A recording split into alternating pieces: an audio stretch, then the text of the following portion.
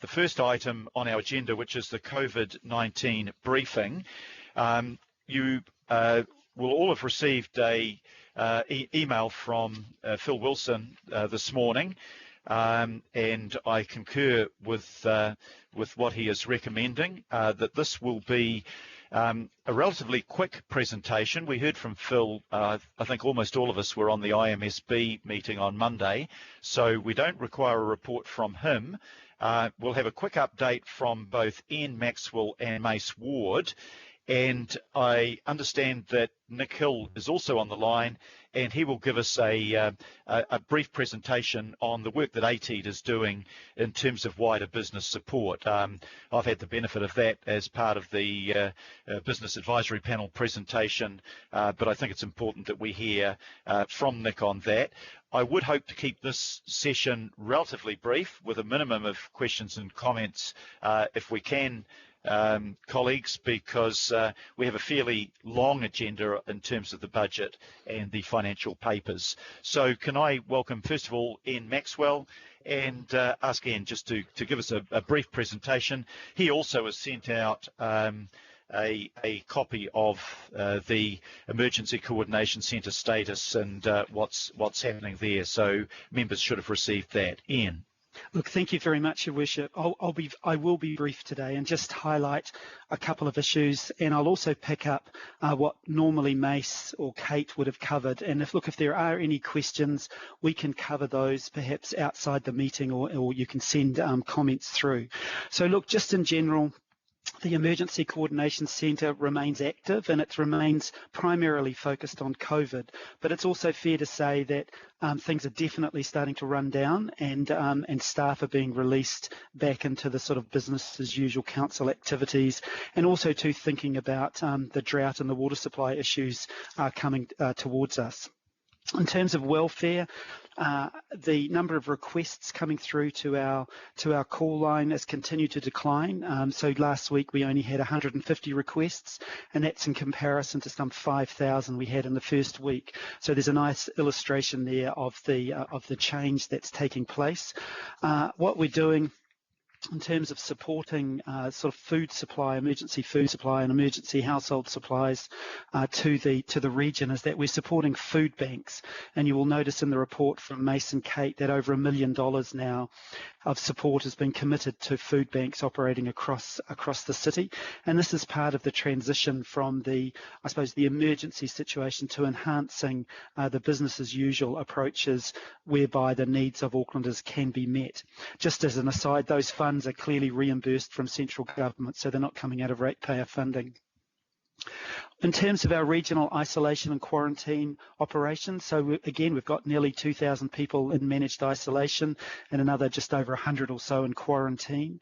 The change that's taking place there is that increasingly we are focusing on providing that accommodation not in the city centre but actually in other hotels. And the reason for transitioning out of the city centre is that increasingly as we move to level 2, there are more and more people in the city centre, and we're finding it more and more difficult to enable those folk in isolation to get their exercise programs and so forth. So you'll see less, if you do come into the city centre over the last week or two, you will have seen those people walking through the city centre, and increasingly that will become, that won't be occurring, that'll be taking place elsewhere in the city.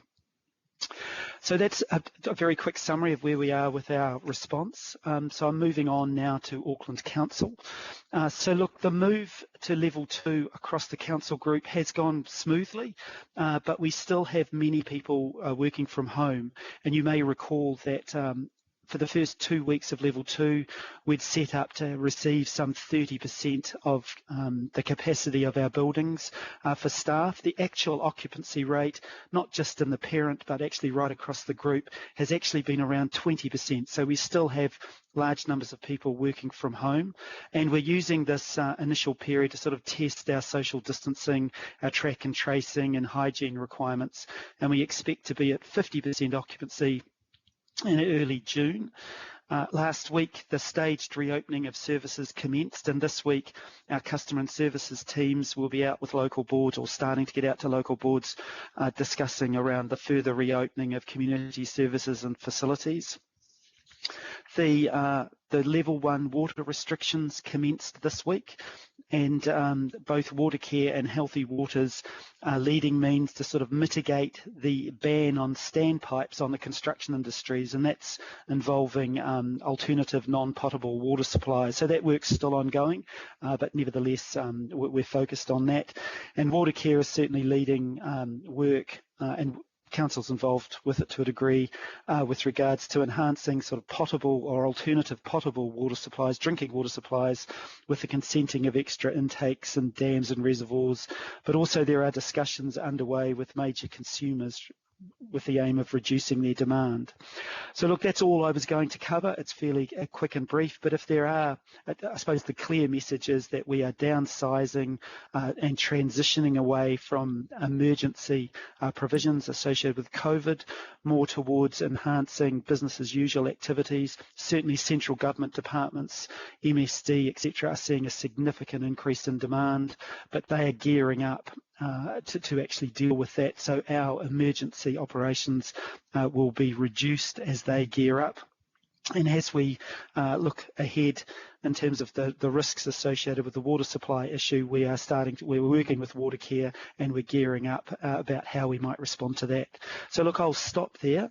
And if there are any questions, particularly individual ones, I think we can probably deal with those offline if you send them through the chat function associated, or just email Mace Ward or myself directly and we'll get back to you. Thank you. Thank you, Ian. Are there any additional comments from Mace, or have you covered for both of you? I've tried to cover for both. Okay, that's great. Before we moved, thank you for the offer to take questions that can be emailed to you, and that will help a lot. I will open it up for a brief space, but I think we'll hear first of all from ATEED and Nick Hill. Nick, have we got you on the line? Yes, I'm here. Okay, so if I can get you also, Nick, please, to keep the presentation relatively brief, but then I'll open it up for a few questions if there are pressing questions that have wider relevance at the end of this. But if there are questions you can ask directly to any of the people who've presented, please do so directly rather than through the session. Nick. Okay, thank you. Can you put up the short presentation that I've provided? Thank you. It looks like my notes. Oh yeah, there it is. Just before I jump into this, I'll just explain that this is about what ATEED is doing right at the moment to respond to the COVID crisis. I'm not talking here about the medium-term challenges and opportunities. I think we will look to talk about that much more in the development of our statement of intent and what we believe those are. The second opening comment I'd like to make is that we are quite pessimistic about the next 6 months to 12, 18 months in terms of what we face. We think it's going to get a lot worse than it is right now. That the subsidy for the wage subsidy and some of those immediate responses from the government are cushioning some of the immediate impacts. So we do think that there is going to be some significant economic challenges with employment and with businesses failing over the next 6 to 12 months. So we need to consider that the recovery is not going to be a V. It's going to be, at best, it's going to be a U. We're more sceptical about how quickly and how significantly the border with Australia can open and the degree to which that can drive activity. The third opening comment I'll just make is quite a fundamental one in terms of the fact that central government is quite rightly stimulating the economy, spending significantly as it needs to, yet local government and Auckland are contracting. And that's creating a set of dynamics that certainly affects us immediately, but a number of activities across the council group. So in simple terms, APTR, we cannot charge the APTR in the current environment, yet the government is stepping in through Tourism New Zealand to fund domestic campaigns. That means that fundamentally the government is now doing what Aucklanders were doing before. It's good that they're doing it, but it doesn't mean that the outcomes will be the same. And that dynamic is one sort of informs a lot of currently where we sit, where we see government and government activity being really fundamental to, in the short run, how can we take advantage of that. So if we go to the first slide, one of the immediate areas that go past the quote, which I think is reasonably obvious, is responding to dealing with small business. There are about 300,000 Aucklanders who are employed in businesses with 19 or fewer employees. One of the critical ways of reaching that group in terms of supporting them is through the regional business partner program that is delivered through NZ, through New Zealand Tourism, New Zealand Trade and Enterprise, and through ATEED as the regional partner. They have increased the government the amount of funding available to support small businesses. That's with advice and helping them to cope with the kinds of challenges that they face. So we as ATEED are doing that. We've ramped up considerably, and we've entered into a partnership with the EMA, who are running a call centre and then referring the more challenging or the more opportune cases through to ATEED, who are then working with those businesses to get advice to them. So 2,700 businesses, 2.6 million in vouchers have all been generated through this program. It has been, we believe, pretty successful. At this stage, the funding will turn off at the end of May, early June when it runs out. There is possibility it may come back, and there is also talk now of channeling some of the budgets, the government's budget for tourism, that 400 million, through this vehicle and through tourism businesses in Auckland. So that has been a very big focus for us in the short run. If you flick to the next slide, this is working with the Go With Tourism and focusing on some of the other industries we're associated with. Go With Tourism, you may recall, was a program to attract people into the tourism sector, to help to provide the right skills and match opportunities with people. We've immediately turned that around to say, how do we pick up people in the tourism sector who've become redundant and need to be redeployed? And as you'll see from the slide, we've handled 2,000 requests with that. And this has become a national program developed in Auckland, but now funded by MBIE, and indeed Australia are looking to pick it up and license it there. That might be a future revenue stream, which is another issue to talk about in the future. The film industry is starting to get back on its feet. I see Pam was in the Herald today talking about that, but more importantly, there is actually a significant opportunity.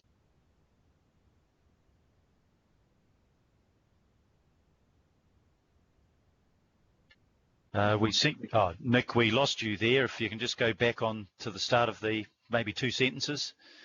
Oh, okay. So just that working with the government to increase the attraction of film productions to New Zealand and to Auckland. There is a real opportunity. There's a lot of interest and taking advantage of the COVID-free environment that we now have reached. The Papatūānuku is Breathing video. I'm sure 1 million people have seen it. We've pushed it really hard virally. Cantor Research, which is an international market research agency, asked New Zealanders in the last couple of weeks, where will they go when they can travel around New Zealand? Auckland came out the #1 destination. And they speculated in the article in Scoop that this video had something to do with it. So we are skiting, but actually has had an amazing uptake for something that cost almost nothing to make. It is an example of creativity that can be unleashed at this time. And you will have seen the announcement around the NBL bringing its events, consolidated into a championship based in Auckland. There are other sporting codes who are keen to do likewise. Netball is one of those, and we're busy working to try to attract them here and get them into some of our vacant hotel rooms. Turning to the next slide, this is, I think, my last slide. So really what we're trying to do at the moment is how do we attract government money and affect government policy making to the benefit of Auckland. I think that that the government has tended to have a view around how it supports the growth of provincial New Zealand. It's really important that the government understand that Auckland is a different sort of economy to the rest of the country. It's 38% of the country, and that during the GFC, I think I'm right in saying this, Auckland actually suffered more than the rest of the country. So if there was an argument 6 months ago that we need to redistribute development across the country, right now I think that the arguments around Auckland require particular attention. And we're concerned that that is understood through the bureaucracy to the political leaders that Auckland requires particular support. So the Auckland Pacific Skills Ship, this is a $22 million program over 3 years that was a pilot that AT developed, and the government have decided to fund through this budget.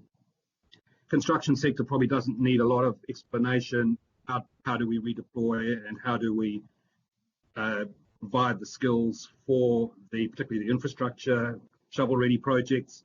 The industry does face some challenging skills issues. It was reliant on migrant labour. That's been shut off quite clearly. How do we get New Zealanders and Aucklanders into that industry? But also there are specific and important skills that we require for things like the CRL. And how can we get a smart border operating so we can get those sort of people into New Zealand? International students is a particular opportunity. This sector is worth 2.8 billion to Auckland. Right now, there is an opportunity to try and develop a smart border and quarantining opportunities to start getting these students back into Auckland. We are working right now with the universities and the polytechs on taking a case to the government about how that might happen. It's really important to understand that these students, Chinese students in particular, are worth $80,000 each year to Auckland. Stuart McCutcheon told me overnight that 3 of these international students effectively support 1 job. Also, if you talk to Viv Beck, the importance of the students to stimulating and getting the CBD back to life, they play an important role in that. And importantly, I think this is an opportunity to present international students as not as a commodity, as a source of funding for the tertiary institutions. We need to be presenting them as really important to the life of our city and the economic and cultural and social success of the region. So there is an important opportunity to reposition what this is.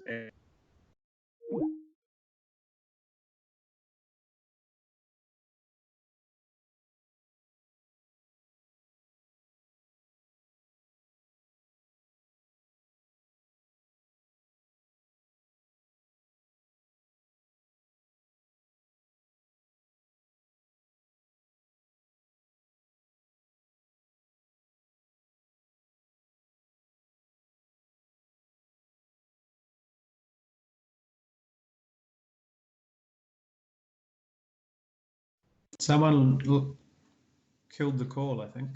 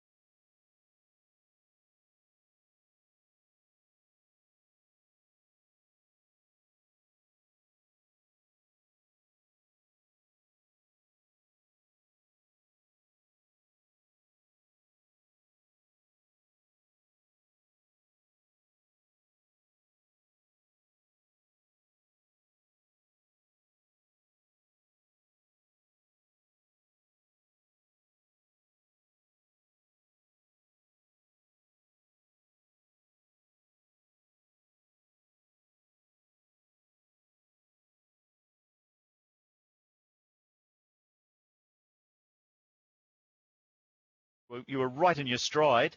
So if you'd just like to finish that presentation, that'd be great. Thank you. Okay, so I was just talking about international students. I think I'd probably pretty much finished what I was going to say on that. It is an immediate opportunity. It's an important one we're working hard on at the moment. A couple more bullet points on my last slide. We are working right now on a campaign to support businesses across the Auckland region. One of the things that we've identified as a really important opportunity is how we encourage Aucklanders to get out and about in their region, to explore it, to understand it, to visit different parts of the region, and for different parts of the region to sell what they're about and tell their stories. So this campaign is going to be really about encouraging that activity. And then the last bullet point is that we're working right now with Tourism New Zealand on a domestic marketing campaign. Tourism New Zealand will create the framework and help to fund it. We will end up providing a lot of the content that fits within that campaign. So I'll stop there. I just want to end with one comment. I've been asked to make this by my team, which is that as you will have probably picked up yesterday at the meeting on the budget, we have cut the APTR funding. That isn't a simple case of turning off expenditure that would otherwise have occurred for marketing and major events. This does profoundly affect us across everything we do. So our budget has been reduced by about 25%. We are, on the other hand, going that what is left in that budget, we now need to approach a blank sheet in terms of what is most important in responding to COVID-19, both in the short run and in the medium term. So we are very conscious that we have constrained and limited resources, but that there is a really important job to be done, and we're very keen to be working closely with the council group in how we contribute to the recovery. Thank you. Thank you very much, Nick. Look, in normal circumstances, I'm sure there'd be 100 questions out there. This is a really important topic, and as we get out of the health side of the COVID-19 crisis, we are automatically focused on recovery. And I just make one point. I think, Desley, you had a question on students in the sidebar there. I've been working with Nick and also with Dawn Freshwater, the new Vice-Chancellor of Auckland University, and talking to the Minister of Education. And we're trying to develop a prototype so that we can test a quarantine system to get some of our high-value students back as quickly as possible. So in the next few days, we'll be putting a submission to government to consider whether we may be able to do that. Auckland University is a particularly good candidate because it's got a medical school, and they could run with real knowledge and authority a quarantine program, and they also have testing facilities on site. So there are things there that we want to have happen as quickly as possible. And Nick, you might like just to comment that pilot development scheme for Auckland Pacific Schools, it's a 22 million project. We get a percentage of that. What percentage do we get, and how will you spend that? So we get a third of the spend, that's AT'd through or the Auckland Council Group, and so that 22 million is over 3 years, so that's probably in the order of $2 million to go into Pacific Skills. They'll probably be relatively generic skills that we're looking to support Pacifica candidates with, rather than necessarily very specific industry-specific skills. But I'm personally not across the detail of that, but I'm very happy to provide the governing body with a lot more information on that.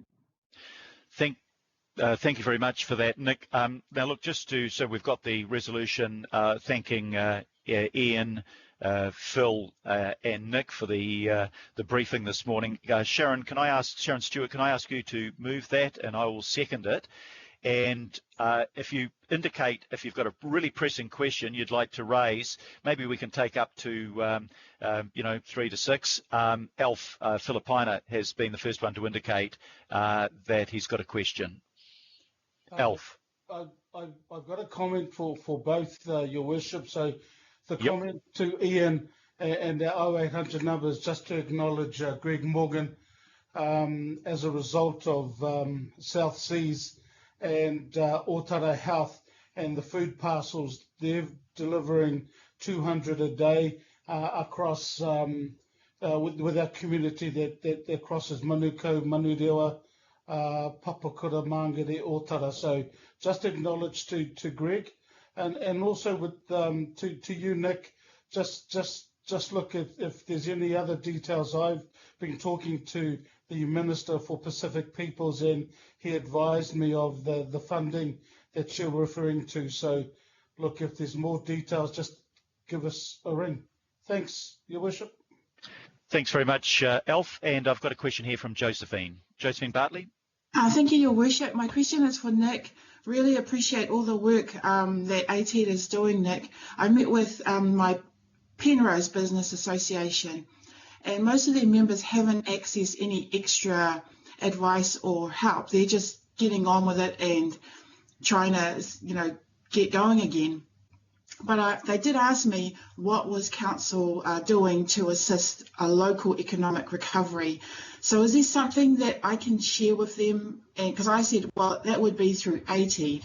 So I just need some more about what can ATED offer our local businesses, please. Okay, just briefly, Councillor, we can provide more detail around the Regional Business Partner Program. We are going to be running a campaign that is all about supporting those local businesses. This is something that the BID network has asked for, and we do think is really important. But the last thing I'll just say is that we were proposing to put a note out later today summarising in a lot more detail the things we've been talking about. Thank you very much, Nick. And I think I have a final question here from Councillor Richard Hills. Richard. Yes, it probably touches on what just Nick said. I guess more information is better for us. We've had a lot of emails and really thorough from ATED about what's happening, but sort of having it all in one place again would be helpful. Some of the things that have been cancelled, some of the things you're still planning for, and all the work you're doing in the small business economic development space, because a lot of people have obviously said, oh, well, ATED obviously doesn't need to exist anymore because there's no tourism, but we all know that it's far greater and far more, and you also need to plan for future tourism. So just be good to have some easy shareable things and information on the significant amount of work you're doing, and also how we can, if we need to advocate, I'm sure your teams are doing it fine to government to secure that funding, because I do worry that government starts setting up its own schemes in Auckland instead of just either giving the budget or partnering with you guys to ensure that we get all the information and expertise you already have in your organisation, instead of trying to start afresh in the government space who doesn't know Auckland as well as you guys. So thanks. Thank you. Thank you very much, Richard. So there is a recommendation on the screen that we receive the report and we can, Mace is in the background there, I know from his comment on the sidebar. So if we can add Mace's name, it's been moved and seconded. All those in favour, please say aye. Aye. Aye. Aye. That's enough. To the contrary, no. Carried. Thank you very much, and thank you once again, particularly Nick, for that presentation. Look, I think ATED is, on a much reduced budget because of the accommodation provider targeted rate. You're really stepping up and leading in this area. So thank you very much for what you're doing there. Right, we come to item number 9. And I'll just double check. This is the annual budget 2020-2021 consultation on local board feedback. Now, we had that feedback for 2 hours yesterday in the workshop, and everybody's got a copy of the printed record. So that's on the first round of the consultation. But if I can ask, maybe if I ask Desley if you can move this, and I will second it. Happy to. And then Beth and Louise, is there anything further that you want to add on this paper that councillors in the IMSB might not have considered in the discussion yesterday? Thank you, Your Worship. But just to say, look, I think it's fairly straightforward. It just lists the feedback, particularly around the three targeted rates, which most of the boards supported. There's other information about the other proposals as well. But look, we're happy to answer questions rather than going through the details again. Thank you. Thank you very much, Louise. So again, I don't think I'll do a roll call this time because I think most people will be pretty satisfied with what they've got already. But if you can just put a question on the sidebar, and you've got a question, Councillor Henderson. So I'll get you to comment first. Oh, sorry, yes, not a question. I just wanted to really briefly, just as Deputy Chair of Finance, just publicly thank all the local boards for all the hard work that you've done in this feedback. It has been a hell of a lot of work behind the scenes, and just say I really appreciate the partnership between governing body and local board. So just thank you. Well said. Thank you very much. I don't have any further questions or comments. I'll just pause briefly. Sorry, it's Pippa here. Sorry, it's a bit slow to jump in. May I? Yes, please, Pippa, go ahead. This is a question to Louise. Just in terms of the Waitemata's consultation, they included a question about a targeted rate in Newmarket, and there was a bit of a mistake in the consultation material, and the question didn't get elevated to where it was meant to be. And I can't see any mention of the feedback to that in their resolutions. I know this is a very kind of local issue, but is it possible to get a response about what happened to that? Because it was quite a significant question. Councillor Combe, if I can just follow up on that and get back to you offline. I haven't got the details on that, but we'll follow up and get back to you on that. Thank you. Thank you very much. So if there's no further comment or question, I'll put the resolution. All those in favour, please say aye. Aye. To the contrary, no. Carried.